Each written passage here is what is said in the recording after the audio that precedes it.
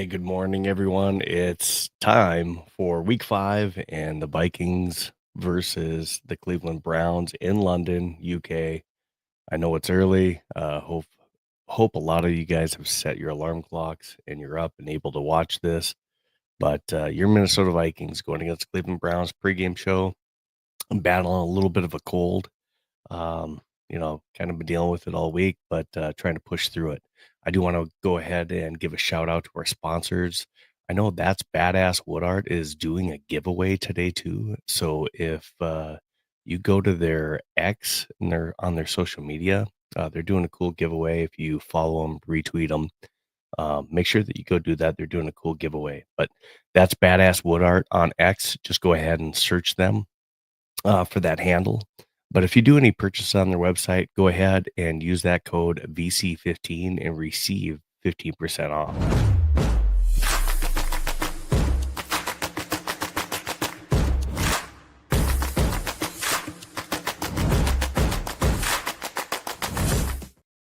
So Luis at That's Badass Wood Art, they've been doing these giveaways throughout the season so far, every week on game day.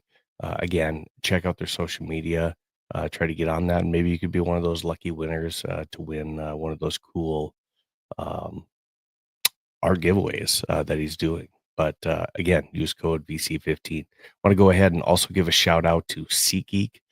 Make sure that you use that code Vike Central and get $20 off any $50 or more purchase. Again, use code Vike Central.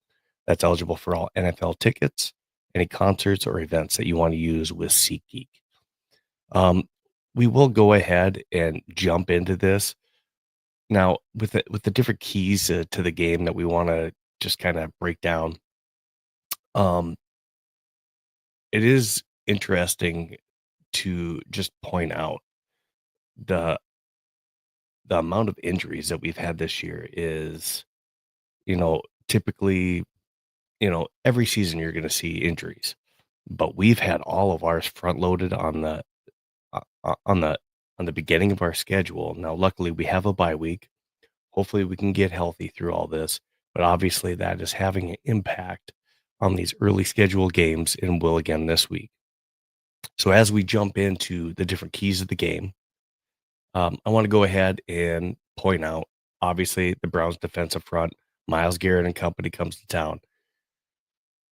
Well, in London, but they're facing a Vikings injured offensive line in where we're only playing two of our starters. Now, Will Fries has been healthy the entire year.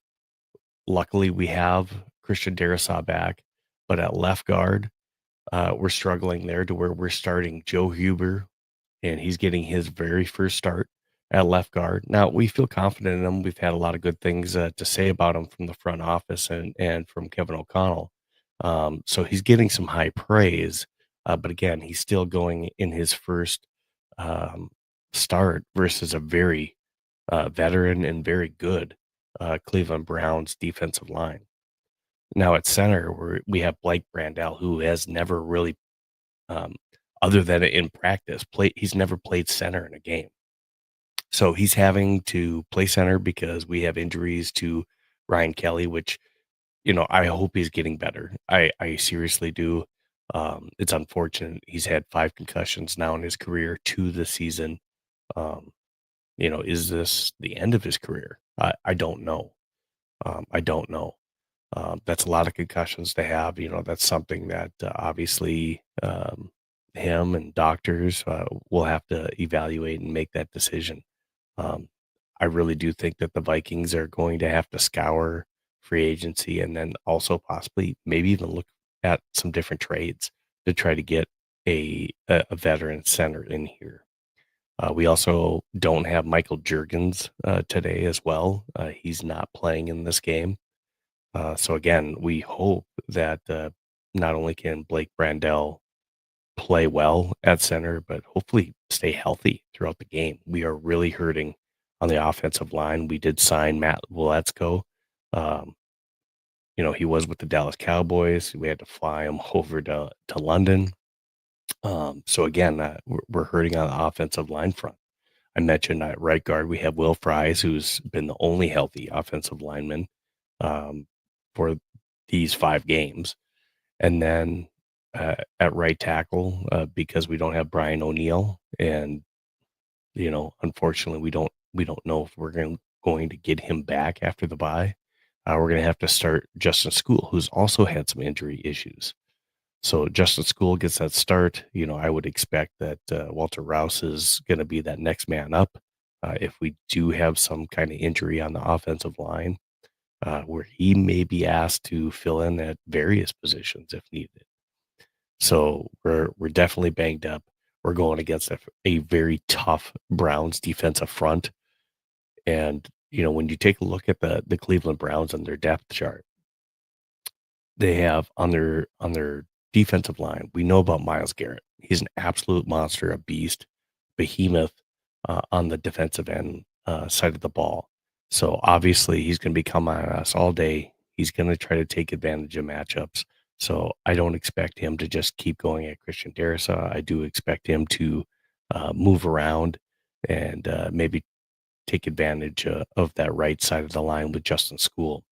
Now on the inside, yeah, again, I talked about Joe Huger getting his first start at left guard, and I talked about Blake Brandell never playing center. You got Malik Collins and you got Mason Graham in the middle.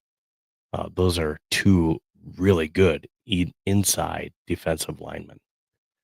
Now, I expect the Brown to do a lot of stunts today, take advantage of different matchups, and really keep our offensive line on our heels. So, what does that mean for us?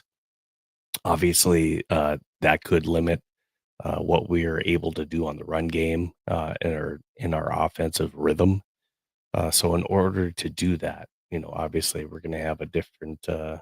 Hopefully, we have a strategy of the offense, kind of like what we saw the Pittsburgh Steelers do to us last week, and whether that be taking advantage of the screen game and quick passes, and doing a lot of that now if we can get Carson Wentz on some rollouts, play action passes, maybe we can extend some of those longer routes. But that's kind of what we're going to have to do for a good portion of today. That's a really tough defensive front that we're going against today. The other thing is Minnesota's passing attack versus Cleveland's secondary. They have a really good secondary as well. They have probably the top secondary combo in the league with the Browns. So with Denzel Ward on one side of the ball and on the other side, Greg Newsome. Now, Greg Newsome was questionable on the report. They did bring up a couple other corners from the practice squad for today. So that does leave some doubt on whether or not Greg Newsome, the second, will play today in this game. But a really good secondary that also features safety Grant Delpit. So a really good secondary that they have to deal with all day long. So that means Justin Jefferson and Jordan Addison are really going to be key on trying to take advantage of maybe short passing game, maybe moving Justin Jefferson around to get him on some different matchups if they can. But again, going against really good corners, and I noted that, we're probably going to have to do a little bit more in the quick game. So can we stack up some receivers and try to get them in some situations where they can get a little bit of space? Uh, so that is something that's going to be key for us. Now, Carson Wentz, he was under a lot of pressure last week. Um, we weren't able to get it done, but he did pass for 350 plus yards in last week's game. Now, part of that was because we had to play catch up, but he was still able to do that, even though we were hurting going against still a really formidable defense with Pittsburgh and TJ Watt on that defensive line. So it's going to be a similar game as far as he's going to be feeling a lot of the pressure all day long from Cleveland's defensive front. He's, you know, ultimately we need Carson to be able to make some plays with the ball. He's going to have to.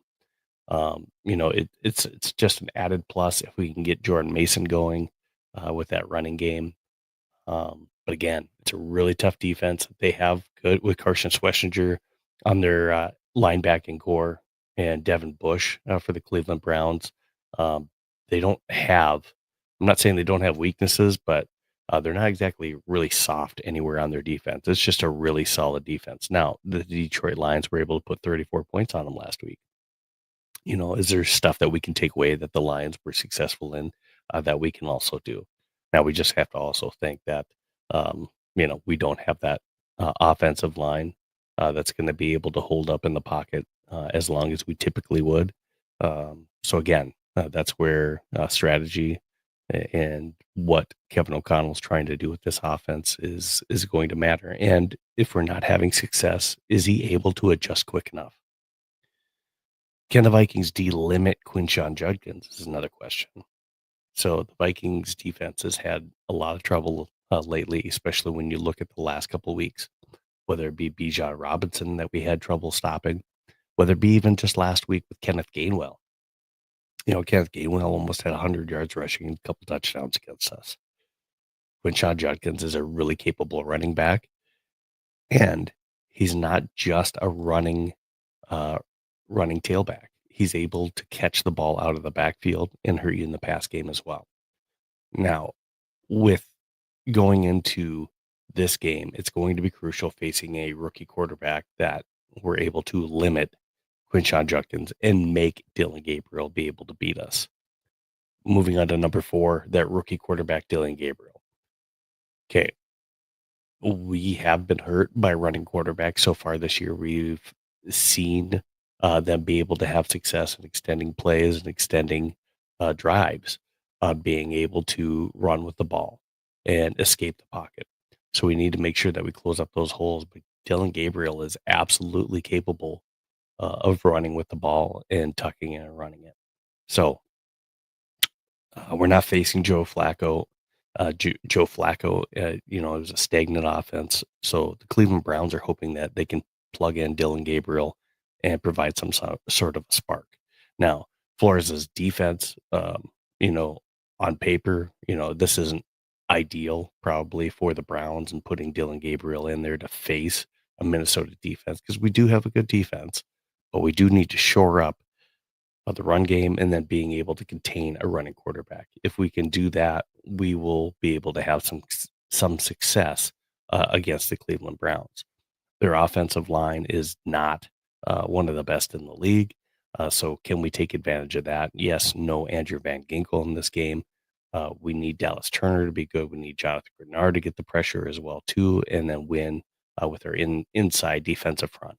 That's where this game, uh, I think, is kind of going to be won and lost. Is can we compete in the trenches against the Browns on our offensive side of the ball and at least be um, good enough to give Carson Wentz enough time to give Jordan Mason enough holes for us to have some offensive success. That's going to be the big thing on the offensive side of the ball. Um, again, Jordan Mason, he's a good running back, but again, you have chemistry that is crucial with offensive lines and the communication. This is a different matchup that we've never played with as far as our offensive line. Um, you have different players that are playing out of position that they've never played in. There's other things that we'll have to, snap count. Just being able to, do we have issues today where it's a lot of false starts because of not playing in some of those different positions and, um, just a different center, giving the ball to Carson Wentz. So just a lot of things that we'll have to watch, a lot of things that we have to overcome on just the offensive side of the ball to be competitive. Sorry. In this game, I mean, on paper, you're going to look at the Browns. Man, we can't lose to the Browns, right? It's the Browns. But we are going against a team in the Browns that is very capable on the defensive side of the ball that was able to take down the Packers. So we can't lose sight and underestimate the ability on defense for the Browns to have an impact. Now, rookie Dylan Gabriel, if we can contain him, and what I mean by that is not letting him extend drives that he has no business extending, and we can contain him in the pocket and at least wrap him up when he does get outside of the pocket because that's going to happen. He's gonna run with the ball. Can we get hands on him right away? Do we have a spy on him? Are we able to, limit his ability, uh, to have an impact running the ball? If we can do that and limit Quinshawn Judkins, we're gonna have success on the defensive side of the ball and put our offense in better positions. Special teams, turnovers and takeaways is gonna be huge in this. Ryan Wright, we need you to be on your game to put us in good positions and maybe flip the field, sometimes in this game. The turnover, battle, obviously, interceptions, tip balls, that kind of thing, is gonna be impacted. Hopefully, our offensive line could keep Carson Wentz upright to even finish this game, let alone give him enough time to where we're minimizing takeaways on the offensive side of the ball. Getting clean looks to where he has enough time to be able to, whether it's quick pass game or um, if he has enough time. We've seen that Carson Wentz could be good with the football. He absolutely can, but you got to give him a little bit of time. Any quarterback back there that has no time to throw is going to struggle a little bit. So, can we give them that time? But turnovers and takeaways is going to be huge. Special teams with the punt returns, again, making sure that we don't little things, you know, no muff punts, you know, Miles Price on your game. I've, obviously there's been nobody as solid and has performed as consistently as our man Will the Thrill. So Will Reichard has been perfect on the year. I don't really have concerns with Will. But when it comes to our punting game and making sure that we're flipping the field and our punt return game, hey, can we make some big plays there, or even just make smart plays? That could be the difference in this game because this is going to be a defensive battle. As far as prediction in this game, as far as what the score could be, I'm really hoping. You know, we're all predicting that this would be a low scoring game. I'm gonna say it's gonna be 20-13 Vikings are able to pull out the win. Again, low scoring, game in this one, but I do think that the Vikings are able to put up 20 points in this game. I do think that Carson Wentz is able to have enough time in the pocket or do what he can in the pocket, to be able to find Justin Jefferson and Jordan Addison in this game. I think that is enhanced if Greg Newsome is not playing in this game. I do think that there are going to be some plays that we're going to be shaking our head because of the offensive line. Um, I think there are going to be turnovers in this game. So, can we capitalize on the turnovers? Hopefully, that we're able to get on our side of the ball, um, protect the ball as much as we possibly can, um, and then just play solid defense. Again, good run defense. I mean, obviously, um, they don't have much weapons on the offensive side of the ball other than Quinshon Judkins and then Dylan Gabriel running the ball. They lost Cedric Tillman, who will not be in this game, and they have Jerry Judy, who has not been what he's been advertised. Jerry Judy, you know, Dylan Gabriel said he wants to make him the Justin Jefferson of that Browns offense. I mean, that's an insult to Justin Jefferson, but what he's meaning is he wants him to be moved around the offense, get on favorable matchups, and be able to get him the ball. So are they forcing it to Jerry Judy in this game and to try to get him more involved? That'll be something to watch as well. Um, but Dylan Gabriel, he throws a high velocity ball. He is a shorter quarterback. So can we get in his face, get those hands up? Can we knock some balls down as well off the line?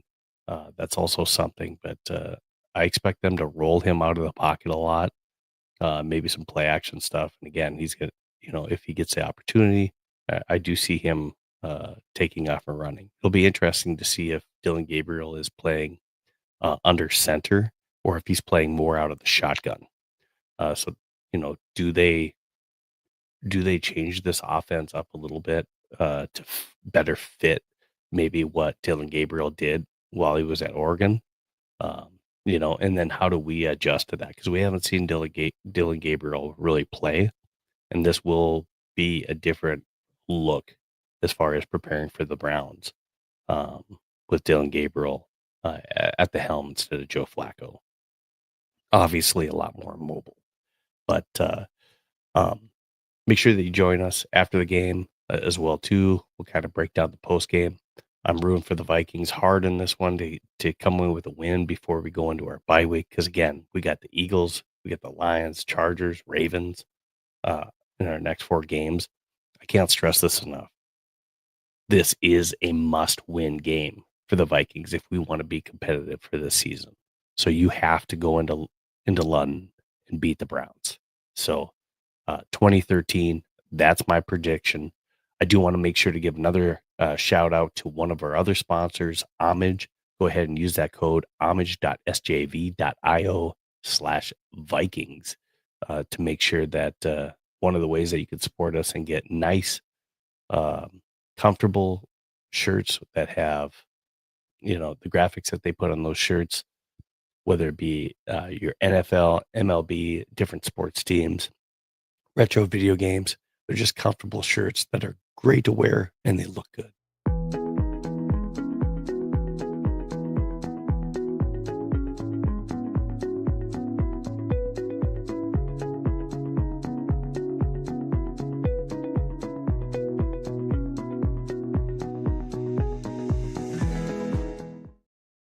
So Homage, legendary comfort is on deck. Make sure that you check them out. Again, website up there, homage.sjv.io/Vikings. Again, another way that you can support us. After the game as well, too, we'll be picking our That's Badass Wood Art player of the game, our badass player of the game. If you have different people you want to suggest or nominate for that, go ahead and let us know. Send us some comments during the game. I'll be commenting as far as what we're seeing in the game through our X account as well too, live during the game. And then join us again for our post game show following the game. We'll talk a little bit about what we saw from the Vikings and hopefully our win over the Cleveland Browns. That's all I have. Again, hopefully you guys set your alarm clocks, get up, Skull Vikings. Let's get that win versus the Browns in UK, and then come back home from the bye, get healthy, and get ready to face the Eagles. Thanks, Clinton, again for joining us there on YouTube. Just saw that Skull Vikings. All right. For Viking Central, I'm Steve. We'll see you next time. We'll see you in the post game.